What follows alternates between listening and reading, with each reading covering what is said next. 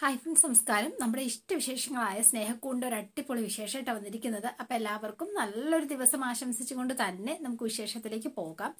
അപ്പോൾ തുടങ്ങുമ്പോൾ തന്നെ കാണുന്നത് നമ്മുടെ കാട്ടൂരാനെയും അതുപോലെ തന്നെ ഊർമിളയും കോടതിയിൽ ഏറ്റുമുട്ടാണ്. പല്ലവിയും ഇന്ദ്രനും ഉണ്ട്. അപ്പോൾ സേതുവും കൂടെ വന്നിട്ടുണ്ട്. അപ്പോൾ കാട്ടൂരാൻ ഭയങ്കര ബിൽഡപ്പിട്ടൊക്കെയാണ് സംസാരിക്കുന്നത്. ഒരു പുരുഷനും സ്ത്രീക്കും ഒന്നിച്ച് താമസിക്കാം എന്ന കോടതിയുടെ ഉത്തരവ് മറന്നിട്ടല്ല യുവർ ഓണർ ഞാൻ ഈ പറയുന്നത്. അതുകൊണ്ട് തന്നെ ഒരു ഭർത്താവ് എന്ന നിലയിൽ വിശാല മനസ്കനായ എൻ്റെ കക്ഷി സ്വന്തം ഭാര്യയുടെ എല്ലാ കുഴപ്പങ്ങളും മറക്കാനും പൊറുക്കാനും തയ്യാറാണ്.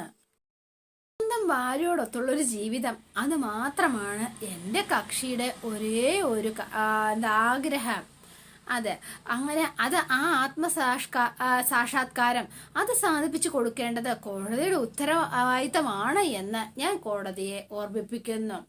അതുകൊണ്ട് അർഹിക്കുന്ന അവജ്ഞയോടെ തന്നെ ഈ കേസ് തള്ളിക്കളയണമെന്നും ഭർത്താവായ ഇന്ദ്രജിത്തിനോടൊപ്പം ജീവിക്കാനും വാദിയായ പല്ലവിയോട് ആവശ്യപ്പെടണമെന്നും താഴ്മയായി ഞാൻ അപേക്ഷിക്കുന്നു. ദാറ്റ്സ് ഓൾ യുവർ ഓണർ എന്ന് പറഞ്ഞ് കാട്ടൂരാൻ അവിടെ പോയിരുന്നു. അപ്പൊ ഊർമിള എണീറ്റു. ഊർമിള എഴുന്നേറ്റിട്ട്, ആട്ടിൻ തോലണിഞ്ഞ ചെന്നായ എന്നത് നമുക്കെല്ലാവർക്കും സുപരിചിതമായൊരു വാക്കാണ്. അപ്പോ ആ പ്രയോഗത്തിന്റെ എന്താ പറയാ, ആട്ടിൻ തോലിട്ട ചെന്നായ എന്ന് പറയുന്നത് ആരാണെന്ന് ചോദിച്ചാൽ മേഡം, ഈ കേസിലെ പ്രധാനപ്പെട്ട വ്യക്തിയായ ഈ നിൽക്കുന്ന ഇന്ദ്രജിത്ത്. ആദ്യത്തെ ദിവസം തന്നെ മൂക്കറ്റം കുടിക്കുക, വീഡിയോ കോളിലൂടെ കാമുകിമായി മൊത്തം സല്ലപിക്കുക. പിന്നെ എന്താ യുവർ ഓണർ പറയേണ്ടത് എന്നിങ്ങനെ ചോദിക്കാണ് കേട്ടോ. എൻ്റെ കക്ഷിക്ക് ഇഷ്ടമില്ലാത്ത വസ്ത്രങ്ങൾ ധരിക്കാനായിട്ട് നിർബന്ധിക്കുക. ഇതൊക്കെ ചെയ്യാൻ മാന്യനായിട്ട് ഈ നിൽക്കുന്ന ഇന്ദ്രജിത്താണ് യുവർ ഓണർ ചെയ്തിരിക്കുന്നത്. എല്ലാം ഈ ആളുടെ ഓരോരോ കുഴപ്പങ്ങളാണ് എന്ന് പറഞ്ഞു. അപ്പം എങ്ങനെ നിൽക്കുകയാണ്, കേവലം ഒരു സ്ത്രീയും ഇവര് ഭർത്താവും തമ്മിലുള്ള ഡിവോഴ്സ് കേസ് എന്ന നിലയിൽ ഈ കേസിനെ ചുരുക്കി കാണരുത് എന്ന് മാത്രമാണ് കോടതിയോട് അപേക്ഷിക്കുന്നത്. മറിച്ച് ഒരു സ്ത്രീ സമൂഹത്തിന്റെ, ഒരു സ്ത്രീയുടെ എന്ന് പറഞ്ഞു, ഇത് നീതിയും അനീതിയും തമ്മിലുള്ള തർക്കമാണ് യുവർ ഓണർ. നിലനിൽപ്പിന് വേണ്ടിയിട്ട് നെൽക്കക്കള്ളിയല്ലാതെ പരിശ്രമിക്കേണ്ടി വരുന്ന ഒരു പാവം പെൺകുട്ടിയും അവളുടെ ദുർഗുണ സമ്പന്നനായ ഭർത്താവും തമ്മിലുള്ള തർക്കമാണ് യുവർ ഓണർ.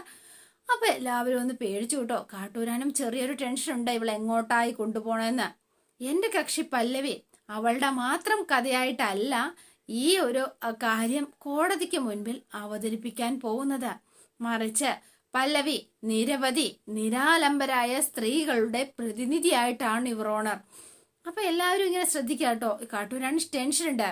അതുകൊണ്ട് തന്നെ ഈ കേസിനെ സാമൂഹ്യപരമായ മറ്റൊരു മാനം കൂടിയുണ്ട്. പല്ലവി തോറ്റാൽ തോക്കുന്നത് ഈ നാട്ടിലെ, അവൾ തോറ്റാൽ തോൽക്കുന്നത് സ്ത്രീകളായിരിക്കും യുവർ ഓണർ.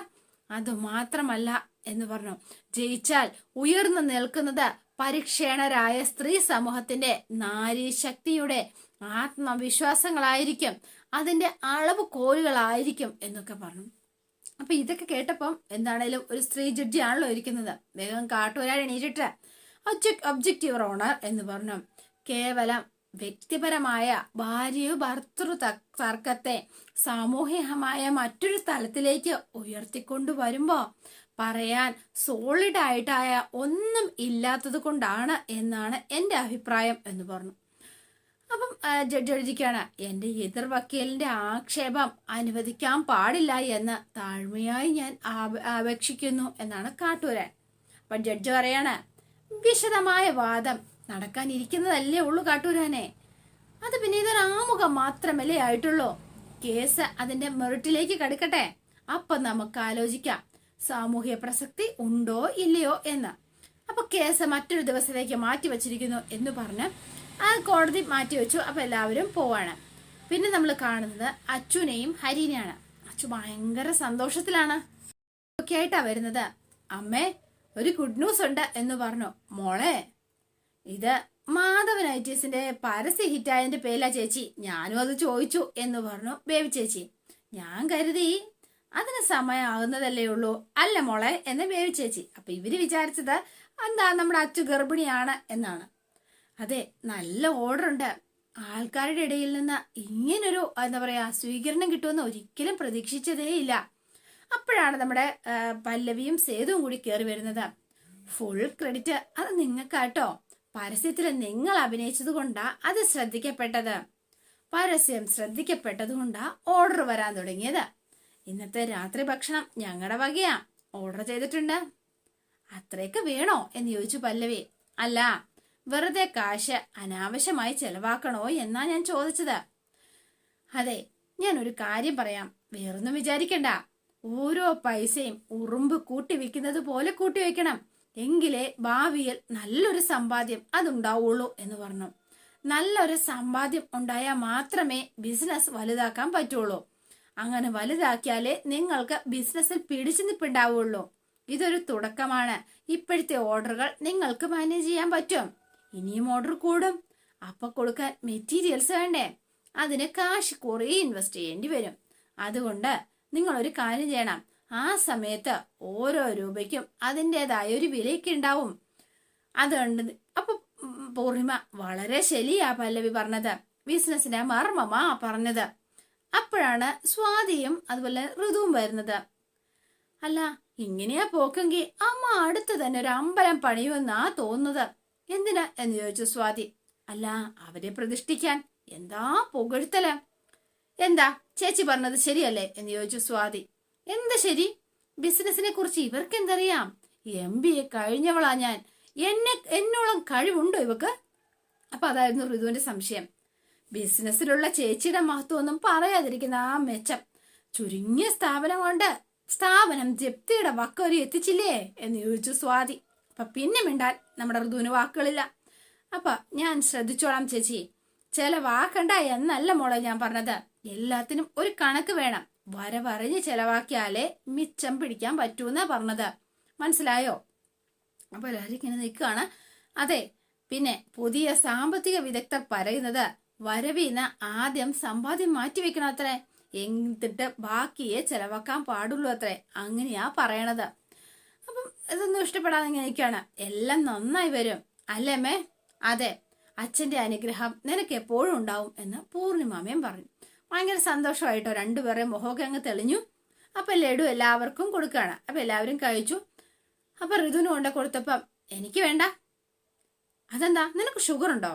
അപ്പം മാറങ്ങോട്ടെ എന്ന് പറഞ്ഞ് ചിരിച്ചുകൊണ്ട് അങ്ങ് പോട്ടെ. ആ പോട്ടെ എന്ന് പറഞ്ഞുകൊണ്ട് അവരിറങ്ങി വന്നു. അപ്പം പൂർണിമ വന്നിട്ട് അവളുടെ സ്വഭാവം ഇങ്ങനെയാ, അതൊന്നും കാര്യമാക്കണ്ട എന്ന് പറഞ്ഞു. പിന്നെ കാണുന്നത് സേതു ക്ഷേത്രത്തിൽ ചെന്ന് ഇങ്ങനെ ആ തന്ത്രികളോട് എന്തൊക്കെയോ കാര്യങ്ങൾ ഇങ്ങനെ പറയാണ്. ഈ സമയം രാജലക്ഷ്മി അവിടെ ഉണ്ടായിരുന്നു കേട്ടോ. അപ്പൊ രാജലക്ഷ്മി ഇങ്ങനെ ഒളിഞ്ഞു നിന്ന് നോക്കുകയാണ്, ഇവൻ എന്തായിരിക്കും പറയുന്നത് എന്നറിയാൻ. സേതു അങ്ങ് പോയി. അപ്പം രാജലക്ഷ്മി ഓടി വന്നിട്ട് തിരുമേനി എന്താ അയാള് വന്നിട്ട് പറഞ്ഞിട്ട് പോയത് എന്ന് ചോദിച്ചു. അയാള് ഇനി വല്ല എന്തെങ്കിലും വേറെ എന്തെങ്കിലും ചെയ്യാനായിട്ടോ തന്ത്രിയോട് പറഞ്ഞിട്ടുണ്ടോ എന്ന് ചോദിച്ചു. സ്പെഷ്യൽ എന്തെങ്കിലും പൂജ? ഇല്ല, അയാള് നാളെ ശയന പ്രദക്ഷിണം ചെയ്യാൻ വരും എന്ന് പറയാനാ വന്നത്. ശയന പ്രദക്ഷിണവോ? ആ, ഇതേ ഉഗ്രമൂർത്തിയുള്ള ദേവിയാ. പറഞ്ഞു കേട്ടിട്ടില്ലേ? ഇവിടത്തെ ശയന പ്രദക്ഷിണം കഴിഞ്ഞാല് മനസ്സിൽ ആഗ്രഹിക്കുന്ന കാര്യങ്ങളെല്ലാം അച്ചട്ടായി നടക്കും എന്നാ വിശ്വാസം. ഇതിനെപ്പറ്റി കേട്ടിട്ടില്ലേ എന്ന് ചോദിച്ചു. ആ, കേട്ടിട്ട് ഇല്ല, എന്നാലേ ഒരു കാര്യം ചെയ്യണം. അവൻ ശയന പ്രദർശനത്തിന് വരുന്നതിന് മുൻപ് തന്നെ ഞങ്ങൾക്കൊരു ശയന പ്രദർശനം നടത്തണം. അതിനു വേണ്ടിയിട്ട് 500 രൂപയുണ്ട്, എല്ലാം ശരിയാക്കി വെച്ചേക്കണം എന്ന് പറഞ്ഞു. ആ, അപ്പൊ തന്ത്രി എന്താണെങ്കിലും തിരുമേനിക്ക് 500 രൂപ കിട്ടിയല്ലോ, ശരി എന്ന് പറഞ്ഞ അദ്ദേഹം അകത്തേക്ക് പോയി. പിന്നെ നേരെ രാജലക്ഷ്മി വീട്ടിലേക്കാണ് ചെല്ലുന്നത്. അവന്റെ ഒരു ശയന പ്രദർശനം, ദൈവത്തിന്റെ അനുഗ്രഹം ഞങ്ങൾക്ക് കിട്ടണം, എന്റെ മോന് കിട്ടണം, അവനെ ഞാൻ ശരിയാക്കി കൊടുക്കാം, അവന് മുൻപ് തന്നെ ഞാൻ ദൈവത്തിന്റെ അനുഗ്രഹം വാങ്ങിയിരിക്കും എന്നൊക്കെ പറഞ്ഞുകൊണ്ടാണ് രാജലക്ഷ്മിയുടെ പോക്ക്. അപ്പൊ രാജലക്ഷ്മി നേരെ വീട്ടിലേക്ക് ചെല്ലുമ്പോൾ ഇന്ദ്രൻ എക്സസൈസ് ഒക്കെ ചെയ്തോണ്ടിരിക്കുകയാണ്. വിശ്വത്തിനോട് ചോദിച്ചു എന്തി അവൻ എന്ന് ചോദിച്ചപ്പോ ദാ നിൽക്കുന്നു. ആ, നീ ഇതിന്റെ മണ്ട കയറി നിന്ന് ഇങ്ങനെ ചവിട്ടിക്കൊണ്ട് നിന്നോ, അവൻ അവിടെ ശയന പ്രദർശനം നടത്തുക. നിങ്ങൾക്ക് എന്താ തള്ളേ, ഭ്രാന്തായോ? അതേടാ, എനിക്ക് ഭ്രാന്ത് തന്നെയാ എന്ന് പറഞ്ഞു. പിന്നെ എന്താ നിങ്ങളുടെ പ്രശ്നം? നാളെ അവൻ ശയന പ്രദർശനം ചെയ്യുന്നതിന് മുൻപ് തന്നെ നമുക്ക് ശയന പ്രദർശനം ചെയ്യണം, നീ ചെയ്യണം എന്ന് പറഞ്ഞു. ഞാനോ? യു മീൻ ഉരുളൽ? ഇങ്ങനെ തറയിൽ കിടന്നിട്ട് ഉരുളുന്നതാണോ? ഷോ, ഈ തളയ്ക്ക് ഭ്രാന്താന്നാ തോന്നുന്നത്. അതിനൊന്നും എന്നെ കിട്ടില്ല. അതേടാ, നിന്നെ കിട്ടില്ല എന്ന് എനിക്കറിയാം. അല്ലെങ്കിലും അതെ, അവൻ ചെയ്യുന്ന എന്തിനാണെന്നറിയോ? പല്ലവിക്ക് വേണ്ടിയിട്ട്, നീയും ചെയ്തേ പറ്റൂ എന്ന് പറഞ്ഞു. അവൻ പല്ലവിക്ക് വേണ്ടി ചെയ്തോട്ടെ, ഇപ്പൊ ഞാൻ എന്താ ചെയ്യേണ്ടത്? ഒരു കാര്യം ചെയ്യും, എനിക്ക് പകരം അവൻ അവിടെ ഇരിക്കുന്നുണ്ടല്ലോ വിശ്വത്തിനെ, നമുക്ക് അവനെ പോലെ പളനിയും മൊട്ടയടിച്ച് ഷൈന പ്രദക്ഷിണവും ചെയ്യിക്കാം. അതേടാ, നിനക്ക് വേണ്ടിയിട്ട് മറ്റുള്ളവരല്ല ചെയ്യേണ്ടത്, നിനക്കൊന്നും ചെയ്യാൻ കഴിയില്ല അല്ലേ? അല്ലേലും നിന്റെ ഈ മടി കാരണമാ ഇങ്ങനെയൊക്കെ ആയത്. എന്റെ അമ്മ എന്തൊക്കെ പറയുന്നതാ? ചെയ്തേ പറ്റൂ, എനിക്ക് അത് ചെയ്യിക്കണം, അല്ലെങ്കിൽ എനിക്ക് ഒരു സമാധാനവും കിട്ടില്ല. ഇപ്പൊ എന്താ പ്രശ്നം? ഷൈന പ്രദക്ഷിണം ചെയ്യണം, അത്രയല്ലേ ഉള്ളൂ. ആ, എന്നാ പിന്നെ നാളെ ഞാൻ ഇത്രയും ശരീരമൊക്കെ ഉണ്ടാക്കി വെച്ചിരിക്കുന്ന എന്തിനാ?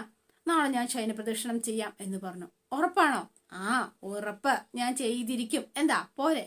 അവനേക്കാൾ കൂടുതൽ പ്രാവശ്യം ഞാൻ ചെയ്തിരിക്കും. അത് മതി, അവനെ നമുക്ക് തോപ്പിക്കണം. എന്തൊക്കെ പറഞ്ഞാലും ദേവിയുടെ മുന്നില് നമ്മള് അവനെ തോപ്പിച്ചേ പറ്റൂ.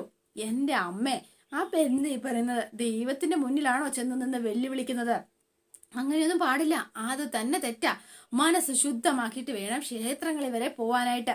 നീ എന്നെ പഠിപ്പിക്കല്ലേ ഇന്ദ്ര, നിന്നോട് പറഞ്ഞ കാര്യം നീ ചെയ്യാൻ നോക്ക് എന്ന് പറഞ്ഞു. അപ്പൊ വേഗം വിഷു അവിടെ ഇരുന്നിട്ട്, അതെ എന്നാ പിന്നെ ശയന പ്രദക്ഷിണം ചെയ്യാനായിട്ട് ഒരു അന്യസംസ്ഥാന തൊഴിലാളിയെ വിളിക്കാം എന്ന് പറയുന്നു. അവരാകുമ്പോ കൂലി കൊടുത്തച്ചാ മതി എന്ന് പറഞ്ഞു. അല്ലമ്മ, എവിടുന്ന് അശരീതി എന്നിങ്ങനെ ചോദിച്ചപ്പോഴത്തേനും ദാ ഇരിക്കുന്നു. അയ്യോ, എല്ലാം കേട്ടോണ്ട് അനിയൻ ഇവിടെ ഇരിപ്പുണ്ടായിരുന്നോ എന്ന് ചോദിച്ചു ഇന്ദ്രൻ. അപ്പം വിശ്വം വേഗം പറഞ്ഞപ്പോഴത്തേനും, അല്ലമ്മേ, അവൻ മണ്ടനാണെങ്കിലും അവൻ പറഞ്ഞതിലും കാര്യമുണ്ട്, വേണമെങ്കിൽ നമുക്ക്. ഇന്ദ്ര, നീ ചുമ്മാനെ മേടിക്കല്ലേ.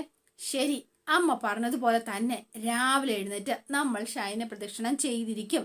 അതുപോലെ മതി, എനിക്കത് മതി. പിന്നെ കാണുന്നത് പല്ലവിനെയാണ്. അപ്പൊ പല്ലവി എന്തോ നാമമൊക്കെ ജപിച്ചിട്ട് കിടക്കാൻ തുടങ്ങുമ്പോ സേതു അടുത്ത് ചെന്ന് ഇങ്ങനെ കേക്കാണ് കേട്ടോ. ചെവി ചേർത്ത് പിടിച്ച്, എന്താ എന്ന് ചോദിച്ചു. ആൾക്ക് ഉറക്കമൊന്നുമില്ലേ? അല്ല, കിടക്കാൻ പോവാം. എന്താ സേതുവേട്ടാ? നാളെ വെളുപ്പിന് എന്താ പരിപാടി? എന്തു പരിപാടി? പ്രത്യേകിച്ചൊന്നുമില്ല. എന്താ ചോദിച്ചത്? അല്ല, എന്റെ ഒപ്പം ഒരു സ്ഥലം വരെ വരാൻ പറ്റുമോ? എവിടെയാ സേതുവേട്ടാ? അമ്പലത്തിലാ. വേറെ എവിടെയാ? കേസിന്റെ വിചാരണ തുടങ്ങുമല്ലേ, അതുകൊണ്ട് ദൈവാധീനം ഇല്ലാത്തത് കൊണ്ട് ഇനിയിപ്പം അതിന് വേറെ തട്ടുകേടൊന്നും പറ്റണ്ട. ഷൈന പ്രദക്ഷിണം നേർന്നിട്ടുണ്ട് ഞാൻ. പല്ലവി കൂടി ഉണ്ടെങ്കിൽ ഒരു സന്തോഷാ. ശരി, ഞാൻ വരാം സേതുവേട്ടാ. എനിക്ക് വേണ്ടിയിട്ടല്ലേ, ഞാൻ എന്താണേലും ഉണ്ടാവണ്ടേ സേതുവേട്ടാ എന്ന് ചോദിച്ചു. അപ്പൊ ഭയങ്കര സന്തോഷമായി. ഇപ്പോഴത്തെ അവസ്ഥ വെച്ച് കേസ് നമ്മൾ ജയിക്കാൻ തന്നെയാ സാധ്യത എന്ന് വെച്ച് എതിരാളികളെ നമ്മൾ ഒരിക്കലും കുറച്ച് കാണാനും പാടില്ല. ഇന്ദ്രനാണ്, ആ കാട്ടൂരാനാണുള്ളത്. അതുകൊണ്ട് എന്തും സംഭവിക്കാം എന്നുള്ളൊരു ബോധം അതെപ്പോഴും നമുക്ക് തന്നെ വേണം. കേസ് തീരാൻ വേണ്ടി തിടുക്കമായും തോന്നുന്നു. ആ, തിടുക്കമായി, ശരിയാ പറഞ്ഞത്. അല്ല, നമ്മളിപ്പോ 2 മുറിയല്ലേ ഉപയോഗിക്കുന്നത്, അതൊന്നായാൽ എന്ന് ചോദിച്ചു. ഒന്നായാ?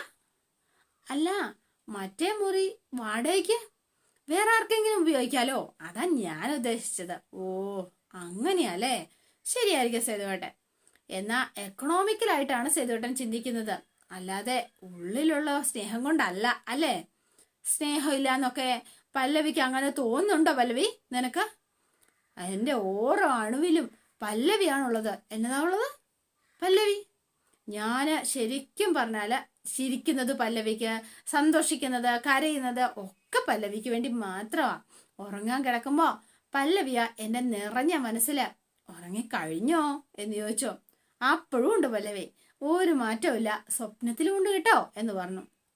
ആ അതെ, അങ്ങനെ ഓരോ അണുവിലുണ്ട് എന്ന് പറഞ്ഞു. അവനിനി എന്തെങ്കിലും ചെയ്യുവോ? എല്ലാം ശരിയാവും, കോടതി ശരിയായിക്കോളും. ആ അമ്പലത്തിലെ ഷൈന പ്രദക്ഷിണം നടത്തി എന്താഗ്രഹിച്ചാലും അത് നടക്കും അത്രേ. അങ്ങനെയാ പറയാറ്. ഞാൻ പ്രാർത്ഥിക്കാൻ വന്നത് എന്തായിരിക്കുമെന്ന് പല്ലവിക്ക് അറിയാമായിരിക്കുമല്ലോ. ഒരേ ആവശ്യമായിട്ട് 2 പേർ ഷൈന പ്രദക്ഷിണം നടത്തിയാലോ? അപ്പൊ ആരുടെ കാര്യം നടക്കും? അതൊരു കുഴഞ്ഞു ചോദ്യമായി പോയല്ലോ എന്ന് ചോദിച്ചു. ആ, ആരുടെയാണോ കുറെ കൂടെ ന്യായമായ ആവശ്യം അയാൾക്ക് വേണ്ടിയിട്ടായിരിക്കും ദൈവം പ്രവർത്തിക്കുക. അതല്ലേ ന്യായം. എന്നാ താൻ കിടന്നോ, രാവിലെ കാണാം. പിന്നെ നമ്മൾ കാണുന്നത് ഇന്ദ്രനും രാജലക്ഷ്മിയും കൂടെ രാവിലെ ക്ഷേത്രത്തിൽ എത്തിയിരിക്കുകയാണ് കേട്ടോ. അപ്പൊ രാവിലെ ക്ഷേത്രത്തിലേക്ക് എത്തി അവര് നിൽക്കുന്ന സമയത്ത്, എടാ വേഗം ഇറങ്ങ എന്ന് പറഞ്ഞു. ഇന്ദ്രൻ കൂളിംഗ് ഗ്ലാസ് ഒക്കെ വെച്ചിട്ടാ വന്നിരിക്കുന്നത്. അവൻ അമ്പലത്തിൽ വരുമ്പോഴെങ്കിലും കൂളിംഗ് ഗ്ലാസ് എടുത്തൂടെ എടുക്കടാ എന്ന് പറഞ്ഞു. എൻ്റെ പൊന്നമ്മ, ഇതിൻ്റെ വല്ല ആവശ്യമുണ്ടോ? ഉണ്ട്. അവർ വരുന്നതിന് മുൻപ് തന്നെ നമുക്ക് എന്താണേലും ചെയ്തേ പറ്റുള്ളൂ. ദൈവം ഉണ്ടല്ലോ, എല്ലാവർക്കും മുൻപ് വരുന്നവർക്ക് ആദ്യം കൊടുക്കും, അതിനുശേഷം വരുന്നവർക്ക് രണ്ടാമതേ കൊടുക്കുകയുള്ളൂ. എൻ്റെ പൊന്നമ്മ ഇങ്ങനെ മണ്ടത്തരം വിളിച്ച് പറയല്ലേ. അതെ, ഓരോരുത്തരുടെയും ഭക്തിയും സൽസ്വഭാവവും അവരുടെ ഓരോരോ മാനദണ്ഡങ്ങളും അനുസരിച്ചായിരിക്കും ദൈവം തിരഞ്ഞെടുക്കാന്ന് ഭഗവത്ഗീത വരെ പറഞ്ഞിട്ടില്ലേ? അങ്ങനെ പറഞ്ഞിട്ടുണ്ടോ? ഞാൻ വായിച്ചിട്ടില്ലല്ലോ. അയ്യോ, അത് കണ്ടിട്ട് പോലും ഇല്ല അല്ലേ. കഷ്ടം തന്നെ നിങ്ങളുടെ കാര്യം എന്ന് ഇന്ദ്രൻ ഇങ്ങനെ പറയാണ്. എൻ്റെ പൊന്നിന്ദ്ര, നീ ഒന്ന് പറയുന്ന കേക്ക്. വേഗം ആവട്ടെ, അവർ വരുന്നതിന് മുൻപ് തന്നെ എല്ലാം ചെയ്തു പൂർത്തീകരിക്കണം. നിന്നോട് പറഞ്ഞത് കേട്ടോ, പ്രാർത്ഥിക്കടാ. എൻ്റെ ദേവി, എൻ്റെ കുഞ്ഞിനെ മാത്രം കാത്തോണേ എന്നൊക്കെ രാജലക്ഷ്മി അവിടെ നിന്നിങ്ങനെ പ്രാർത്ഥിക്കുക. ഇതുപോലൊരു സാധനം, എൻ്റെ ദൈവമേ. അപ്പൊ ഇന്ദ്രൻ പെട്ടുപോയി എന്നുള്ളതാണ് സത്യം. അപ്പൊ വേഗം തന്നെ അവിടെ നിന്നൊരു ചേച്ചി ഇങ്ങനെ തൊഴുതുകൊണ്ടിരുന്നപ്പം, അതെ, ഈ പ്രദക്ഷിണ വഴിയിൽ കല്ലിടാൻ പറ്റുമോ? എൻ്റെ ദൈവമേ, എന്ത് അനർത്ഥമാണ് നിങ്ങൾ സംസാരിക്കുന്നത് എന്ന് ചോദിച്ചോ. അങ്ങനെ ചെയ്യാനോ? ഒരിക്കലും ദൈവ കാര്യത്തില് ശരിക്കും പറഞ്ഞാൽ കള്ളത്തരം കാണിക്കാൻ പാടില്ല. മനസ്സ് ശുദ്ധമായിരിക്കണം, അല്ലെങ്കിൽ വിപരീതമായിരിക്കും ഫലം എന്ന് പറഞ്ഞു. അല്ല, ഞാൻ വെറുതെ ചോദിച്ചു എന്നേ ഉള്ളൂ. അങ്ങനെ എൻ്റെ പൊന്നോ, ഈ അറിയില്ല പൈതങ്ങളോട് ക്ഷമിക്കണമേ എൻ്റെ ദേവി എന്ന് പ്രാർത്ഥിച്ചിട്ട് അവരങ്ങ് പോയി. അപ്പൊ ഇന്ദ്രൻ ചോദിക്ക, സമാധാനമായല്ലോ അല്ലേ? നിങ്ങൾക്ക് തൃപ്തിയായല്ലോ വല്ലവന്റെ വായിരിക്കുന്നത് കേട്ടപ്പോ? എടാ, വേഗം ആവട്ടെ എന്ന് പറഞ്ഞു നോക്കുമ്പോഴാണ് പല്ലവിയും സേതുവും കൂടി ഇങ്ങനെ ശയന പ്രദക്ഷിണം ചെയ്തുകൊണ്ടിരിക്കുന്നത്. ഇവരെപ്പോ വന്നു? എപ്പോഴേലും ആട്ടെ എന്ന് വേഗം ഉരുളടാ, അവരെക്കാൾ മുന്നേ ചെല്ലണം എന്ന് പറഞ്ഞു. എന്റെ പൊന്നോ, എനിക്ക് പറ്റില്ല, ഞാൻ പോവാ, ഇവിടെ വാടാ എന്ന് പറഞ്ഞു. ഷർട്ട് ഊരിടാ. അമ്മ, ഞാൻ ഷർട്ട് ഊരണോ? എന്റെ ബോഡി എല്ലാരെയും കാണിക്കണോ? അല്ല, നീ പൂട്ടിക്കെട്ടി വെച്ചോ, തോർക്കട അങ്ങോട്ട് എന്ന് പറഞ്ഞ ഷർട്ടൊക്കെ ഊരിച്ച് മുണ്ടൊക്കെ ചൂറ്റി ഇവനെ ഷൈൻ പ്രദർശനത്തിന് കൊണ്ടുപോവാണ്. കിടക്കട അവിടെ എന്ന് പറഞ്ഞ് ഉരുട്ടുന്നു. പകുതി ഉരുണ്ട് 2 ഉരുള ഉരുണ്ടപ്പോൾ തന്നെ എൻ്റെ പൊന്നമ്മ, ഞാൻ മടുത്തു, എന്നെ കൊണ്ട് പറ്റില്ല എന്ന് പറഞ്ഞു. അതെ, ഇത്രയും പാടുള്ള പണിയാന്ന് എനിക്കറിയില്ലായിരുന്നു. ദൈവത്തോർത്ത് എന്നെ ഒന്ന് വെറുതെ വിടുവോ? പറ്റില്ല, നീ മുഴുവൻ അവരെക്കാൾ മുൻപേ എത്തണം. ഇതെന്താമേ, വല്ല ഓട്ടപ്പിൾസറോ വല്ല ആണോ ഇങ്ങനെ മത്സരിക്കാൻ? എടാ, ദൈവത്തിന്റെ കാര്യോ, വേഗം ആവട്ടെ എന്ന് പറഞ്ഞ രാജലക്ഷ്മി വെപ്രാളം പിടിച്ച് ഇവനെ ഉരുട്ടി ഉരുട്ടി ഉരുട്ടി ഒരു തരത്തിൽ പകുതി വരെ എത്തിച്ചു. ഈ ബാക്കി ഇവൻ എഴുന്നേറ്റ് ഓടും ഒക്കെ ചെയ്യുന്നുണ്ട് കേട്ടോ. അപ്പോഴാണ് നമ്മുടെ പല്ലവിയും സേതുവും ശയന പ്രദക്ഷിണമൊക്കെ പൂർത്തീകരിച്ച് അവർ ദേവിക്ക് മുന്നിൽ നിന്ന് തൊഴുതുകൊണ്ടിരിക്കുമ്പോ ഇന്ദ്രൻ അങ്ങോട്ട് ചെന്നിട്ട്, നിനക്കിതിന്റെ വല്ല കാര്യമുണ്ടോ? നിനക്കും ഈ തളയ്ക്കും ഭ്രാന്താണോ? കുടിക്കാൻ നാരങ്ങ വെള്ളം തരട്ടെ? നീ എന്നെ കുടിപ്പിക്കണ്ട. അതെ, ഇവിടെ നീ ചിലപ്പോൾ ജയിക്കുമായിരിക്കും, പക്ഷെ കോടതിയില് അവിടെ ഈ ഞാൻ മാത്രമേ ജയിക്കുള്ളൂടാ. നീ കണ്ടോ, ശയന പ്രദക്ഷിണം പോലെ അല്ലടാ ഡിവോഴ്സ്. രണ്ടിനും തോക്കാനാടാ നിന്റെ വിധി എന്ന് പറഞ്ഞു. പിന്നെ കാണാം നമുക്ക്. എന്നാ കാണാം. ദേ, നിങ്ങൾ വീട്ടിലേക്ക് വാ, അവിടെ ഇട്ട് നിങ്ങളെ ഞാൻ ഉരുട്ടുന്നുണ്ട്. ഉരുളടി എന്ന് പറഞ്ഞുകൊണ്ട് വേഗം രാജലക്ഷ്മി, ആടിക്കോ, ഇഷ്ടം പോലെ നീ അഴിഞ്ഞടിക്കോ. എത്ര കാലം അഴിഞ്ഞാടുമെന്ന് എനിക്കൊന്ന് അറിയണം. എൻ്റെ ദേവി, ഇവള് കേസ് തോറ്റ് നശിച്ചു പോട്ടെ എന്ന് പറഞ്ഞ് രാജലക്ഷ്മി പുറത്തേക്ക് ഇറങ്ങിപ്പോയി. അപ്പൊ ഇവർക്ക് ചിരിയാട്ടോ ശരിക്കും വന്നത്, ഇവരുടെ ഈ പ്രകടനമൊക്കെ കണ്ടിട്ട്. ഈ കോടതിയിൽ വെച്ച് കാണാം അവരെ ഒരു ത്രില്ലിലാ എന്നിങ്ങനെ സേതു പറഞ്ഞപ്പം അത് ശരിയാ.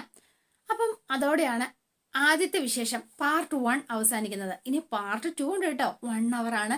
അപ്പൊ എല്ലാവരും വെയിറ്റ് ചെയ്യുക. ഇത് കണ്ടു തീരുമ്പോഴേക്കും അടുത്ത വിശേഷങ്ങളുമായിട്ട് ഞാൻ അങ്ങോട്ടേക്ക് എത്തുന്നതായിരിക്കും. അപ്പൊ എല്ലാവരും വെയിറ്റ് ചെയ്യുക. ഇഷ്ടപ്പെട്ടുവെങ്കിൽ ലൈക്ക് ചെയ്യാൻ മറക്കല്ലേ. അപ്പം അതും കണ്ട് സപ്പോർട്ട് ചെയ്യണം കേട്ടോ. അപ്പൊ നമുക്ക് അടുത്ത വിശേഷത്തിൽ കാണാം. അപ്പൊ എല്ലാവരും വേഗം കണ്ടോളൂ കേട്ടോ.